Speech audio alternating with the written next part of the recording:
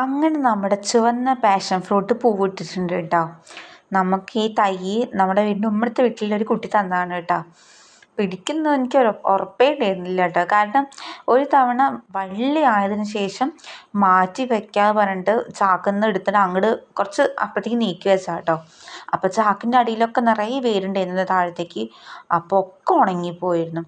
പിന്നെ രണ്ടാമത് പൊട്ടിത്തെഴുത്ത് വന്നതാണ് കേട്ടോ നമ്മുടെ ഈ പാഷൻ ഫ്രൂട്ടിൻ്റെ വള്ളി.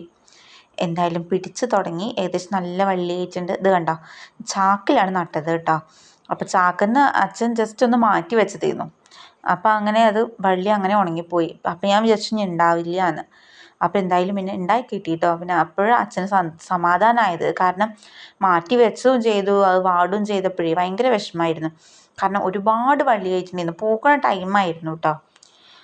പിന്നെ നമ്മുടെ പേരക്കയിൽ പേരക്കൊക്കെ പറിച്ചു കേട്ടോ. നല്ല പഴുത്ത് നിൽക്കണ്ടായിരുന്നു. അപ്പം അങ്ങനെ